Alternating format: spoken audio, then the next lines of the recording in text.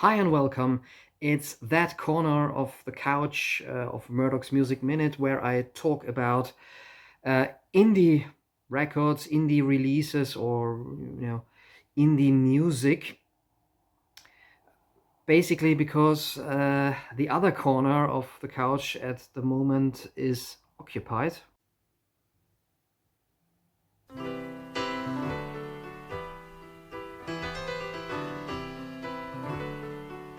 Today's album review contains contemplative jazz folk, songwriting about a bar, and a hug. I'm talking about golden things that have been sung, also questionable grammar in this review, by Riley Walker.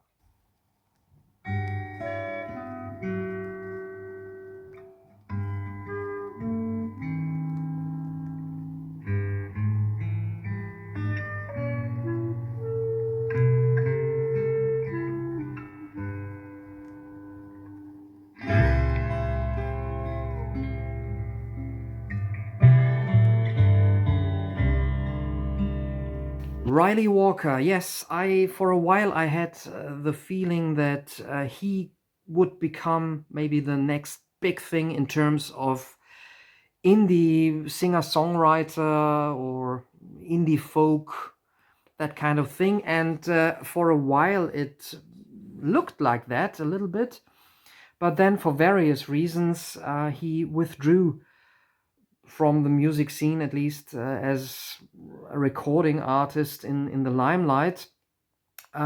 This is his third album, but yeah, since Riley Walker probably is not a big name, maybe not even among singer-songwriter fans, let's start with a little bit of rudimentary information about his career up to this album, and then I'll get into the record itself in more detail. Born in Rockford, Illinois, Walker came to prominence in the Chicago indie scene of the 2010s. He quickly made himself a name as a virtuoso fingerstyle guitarist and burgeoning singer-songwriter in the tradition of Nick Drake and Bert Jansch. His debut album, All Kinds of You, from 2014, confirmed these comparisons and image. On his next album, 2015's Primrose Green, Walker added a jazzy complexity to his singer-songwriter style, while at the same time convincingly channeling influences such as Tim Buckley, John Martyn, and Van Morrison. The album gained praise from critics. But Walker also craved for other creative outlets. The same year, he recorded a more experimental album of instrumentals in collaboration with guitarist Bill McKay called Land of Plenty. After intense touring for the Primrose Green album, Walker and an assembled band from the Chicago scene set about to record his third album. Golden Things That Have Been Sung was intentionally, according to Riley Walker, it sort of expresses rather a feeling than, a proper grammatical sentence. I quite like this artwork. It comes with a vaguely or mildly psychedelic, spacey sunset, sunrise. For me, it's a sunset. I quite like the colors here. Lots of orange, pink, and green. Yeah, it's a beautiful cover artwork. The record itself was released on Dead Oceans with a quite nice, a bit traditional looking label. And there also is a little inlay with credits, so who's playing what on this album, and the lyrics on the other side of this page. And I saw Riley Walker and band on the tour for this album, so I must have seen them either in 2016 or more likely in 2017. I think around summer, early autumn, in a small Viennese indie club. Which brings me to the music. Golden things that have been sung, or, well, the music of Riley Walker in general, is something for the jazz and folk clubs, or in places like Vienna, the small indie clubs where people go to listen to sometimes obscure singer-songwriters. This, his third album, is, well, not exactly a transitional album, but an album that shows a bit of change was going on in the music of Riley Walker and in the direction that he wanted to go to. His first two albums had been very much acoustic affairs and very obviously influenced by folk and jazzy folk music from the late 60s and early 70s. Tim Buckley, guitarists from American primitivism, so a very intricate finger-picking folk guitarists, but also artists like Nick Drake, Bert Jansch, and I also hear quite a lot of John Martin in Riley Walker's fusing of jazz elements, folk elements, acoustic singer-songwriter, and a little bit of experimentalism. That's what you also get on this album, but slowly but clearly, Walker started to move away from this almost, late 60s folk revival style and incorporated more a kind of indie sound to his jazz folk, also a bit of more electric guitar. So that this album already marks a bit of a musical shift, even though this still caters very much to an audience that enjoys maybe the more left field singer-songwriter sound of, as mentioned, the late 60s and the early 70s. But there's also a bit of 90s indie singer-songwriter sound and a little bit of post-rock elements that would become stronger and stronger with his next albums. He opens this record with the song The Half-Wit in Me, which starts very contemplative, pastoral, with slow, dreamy woodwinds, but then picks up speed until the whole band sets in. The drums definitely have got a jazz vibe, the whole sound of it and the way they are played. Also the electric guitar, even though on some tracks it is allowed to get a bit crunchy and more distorted, mostly sounds rather subtle and also apparently coming from jazz or a more sophisticated folk style. And there are quite a lot of layers in this music. You can hear that this is a band that is used to play live, maybe also used to improvise a lot, and there's an interplay between the various musicians here. Also a bit of piano, Fender Rhodes, I think, at times. So yeah, an interesting melange of music and instruments for an, at times, quite retro feeling singer-songwriter sound, but very often also on this album rather more idiosyncratic style of singer-songwriter music in the widest sense. The musicians on here, apart from Riley Walker, who plays acoustic guitar and is the singer, are Brian Salpizio, hopefully I pronounced that correctly, on electric guitar, Anton Hadwich on bass, Very often it sounds like a stand-up bass, a double bass, but it also might just be a jazzy bass guitar. Ben Bowie on keys, piano, and auto harp. And I just had to briefly stop the video and double check because I've just realized that this is the very same guy I saw as the opening act, the support act for Ty Segall 1.5 years ago. How cool is that? I like connections in music. Yeah.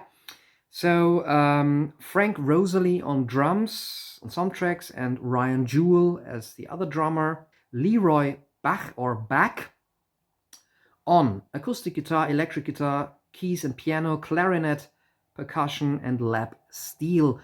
Some might know him as a part-time member of Wilco.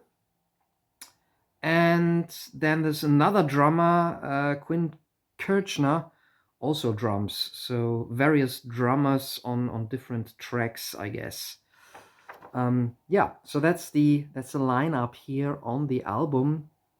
A lot of them seem to have come from the Chicago experimental jazz scene. The intertwining guitar playing on this opening track is especially delicate and, yeah, a joy to listen to, while Walker sort of sings self-deprecating lines about, yeah, being a half-wit, maybe also being a dreamer or somebody who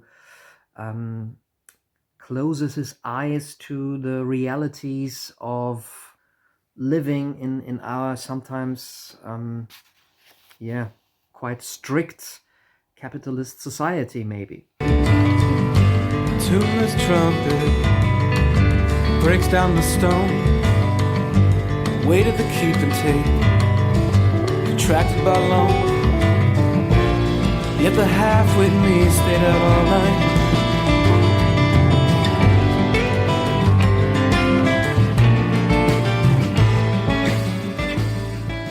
The next track, A Choir Apart, is mostly characterized, at least for me, by an almost tribal drumming in the background, but still it features quite prominently, so mostly focusing on the toms and the floor tom.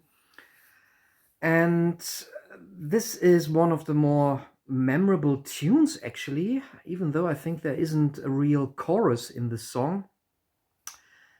And sometimes this tribal shuffle is interrupted by an electric guitar that breaks into proceedings, but still in a very tasteful style. The lyrics have got a bit of religious undertones, or actually seem to criticize religion or mysticism a bit. And this is one of the more energetic songs from this album. Longing for someone to add my own name. Pens of family, written in feathers, acrylic on leather, bird's claw untethered. My word is divine, I control the weather.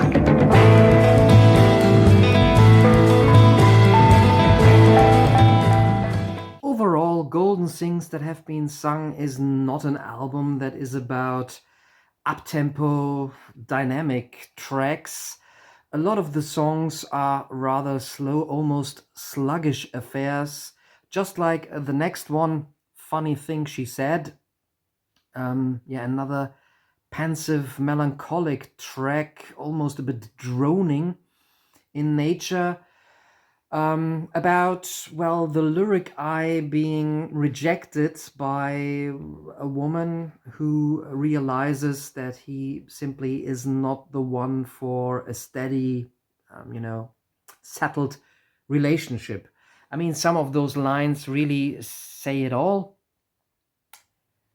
How you come with the day and you leave with the night. Your lips taste like honey, but I know you're drinking wine. And I'm no easy meadow, there is no water to drink.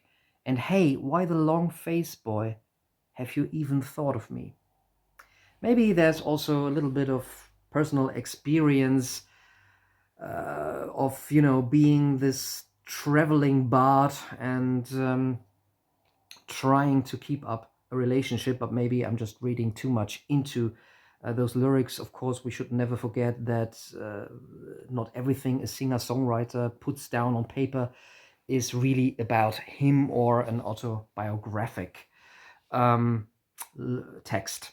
Yeah, this song, as mentioned, is a very slow, almost dirge-like track, but in an enjoyable way, at least for me. Pensive, contemplative piano chords provide the basis. Then there's jazzy guitar, some jazz brushes on the drums, and a bit of viola later on by a Whitney Johnson that adds a certain droning darkness to the whole song. If you are feeling melancholic or depressed, maybe this is not the most enjoyable track. However, if you are in a relaxed but a bit introspective mood, this may be just the right kind of music, maybe especially with a bit of a hangover after a long Saturday night. Sullen Mind, the closing track on side 1, continues this rather gloomy, a bit droning and slowly moving pace of the songs. This one is maybe even the darkest track on the album. That's again seems to address unhappy, loveless, or a bit desperate encounters or relationships, but it can also be read as Riley Walker singing about depression or being disgusted maybe with a version of himself that sometimes surfaces under the influence of certain substances maybe. Again, this is a jazzy track at a sluggish pace, built around a phrase on the acoustic guitar that really could have been taken from the songbook of Nick Drake, for example. But here played with a lot more jazzy influences and a band that is given a break where they get really a bit noisy and almost chaotic to maybe also underline this inner turmoil that is depicted by the track. This may now all sound extremely, well, intellectual and at the same time, well, yeah, depressing. Not a lot of fun to listen to, but musically this is, again, very intricate music that can be very fascinating and rewarding. Riley Walker, on his first 2 albums, had the image or presented himself also as this kind of prodigy of American and British folk guitarists, those acoustic virtuosos.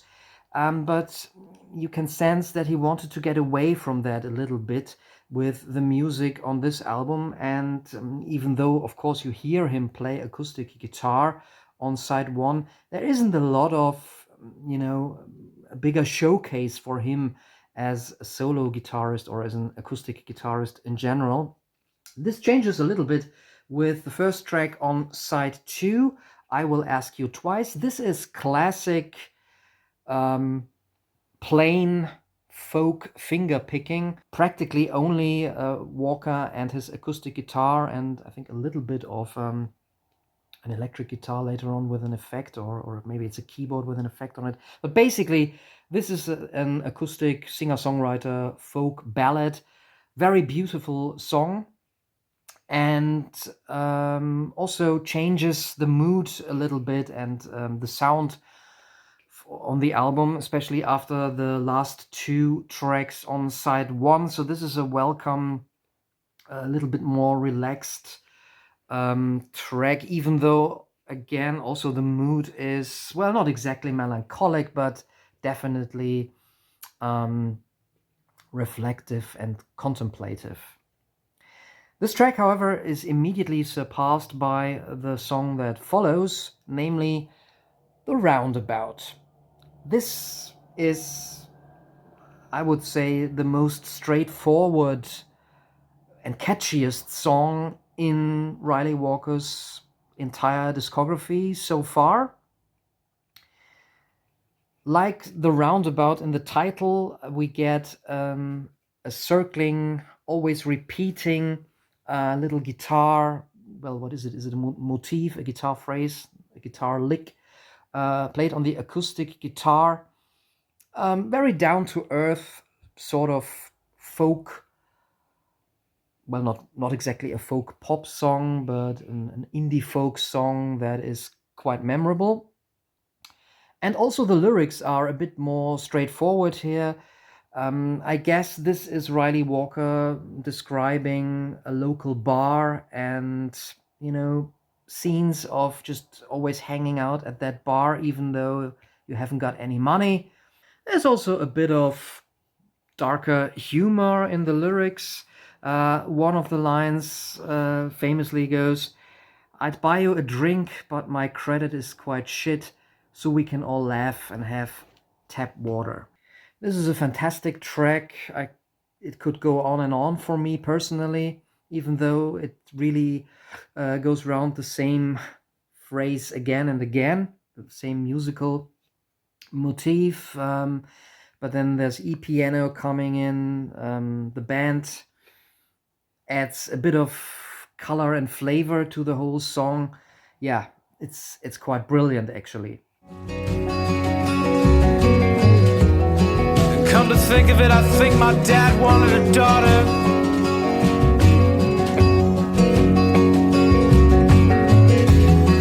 You can find me at the roundabout.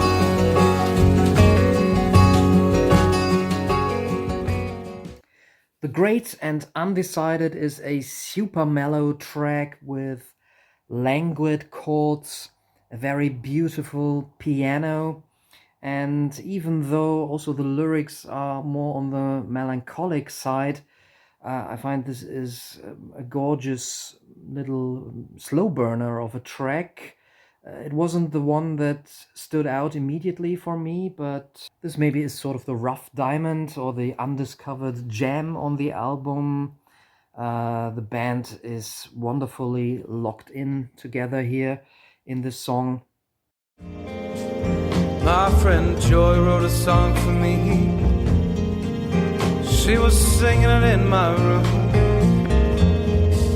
She said you can play it anytime you like, if you tell the neighbors it's my tune.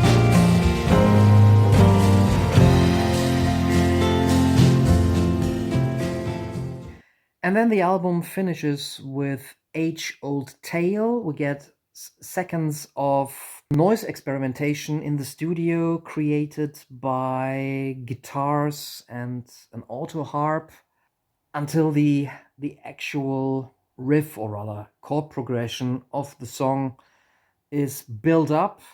This is again one of those slow, more droning tracks. In fact, arguably this also could have provided the basis for one of those long drawn endless jams by Neil Young and Crazy Horse, even though we don't get a full rock band on here or heavy electric guitar, but basically this could be something Neil Young could come up with, actually. The auto harp is the most noteworthy instrument on this track for me. And this is just also one of those tracks that gets you into a certain mood and a certain vibe. Yeah, would be also great for a kind of indie road movie maybe. And at 8 minutes duration, it certainly also underlines its function as a closing track. Yeah, beautiful, really, really beautiful, not always happy album, especially for fans of maybe less less conventional or less straightforward indie singer-songwriters. Americana fans also might like this, and then of course people who enjoy, as mentioned, the jazzy folk stuff that came out in the late 60s and early 70s. And that's not even my favorite Riley Walker album. Maybe you've noticed that my copy here is signed. I've got the signatures of 4 of the players from this album. As mentioned, I saw Riley Walker touring when this album came out and got my copy signed after the gig. Also talked quite a bit to Ryan Jewell, the drummer who was the accompanying drummer for this tour. Very nice chap. And also exchanged a few words with Riley Walker himself after the gig. It was a small club in Vienna, not a very big crowd, and yeah, I told him how much I enjoyed the concert. Not a very clever conversation there. I think that's what you usually say as a fan when you happened to meet the one who had performed on stage. But Walker seemed to be really happy talking to some members from the audience. And he gave me a hug, which felt genuinely heartfelt. In hindsight, yeah, maybe one could have sensed that he wasn't the happiest person at that time. But at the same time, I think if we had been up for it instead of being responsible and going back to work the next day, my wife and me could have had a really drunken night with Riley Walker and maybe a few other members of the band downtown in Vienna after that gig. But it didn't happen because, yeah, we went home instead of joining the band. However, this album always reminds me of that gig, and this is one of the examples why I definitely prefer small club gigs to, the big arena shows, because small club gigs, not only are they, of course, more intimate and you are somehow a bit closer to everything that happens on stage, but they also have got something unpredictable about them at times. And that's one of the aspects that makes live music, especially in rock and pop, so exciting, at least for me. So that's Golden Things That Have Been Sung. Riley Walker's music got less acoustic on the following albums and also more abstract. And then he disappeared as an artist for several years. Fighting his depressions, also trying to get rid of various addictions, I guess. But also because life as an indie musician has become more and more tricky in our times. He plays live again, as far as I have noticed from the net, but mostly in the USA. But I think these days he's more into freeform, very improvised music. I would love to see a return of Riley Walker as a recording artist and as a songwriter. He hasn't released a proper album since, I believe, 2021. So hopefully one day he will return to the studio and maybe record a couple of songs and not just some live impromptu experimental stuff, even though that also can be quite exciting. But based on the strength of the albums he has released, he really is a great songwriter. Who are your maybe lesser known or completely unknown indie heroes or singer-songwriters? Let me know in the comments. stay passionate about music, and maybe join in again for the next Murdock Music Minute. Thanks and bye bye.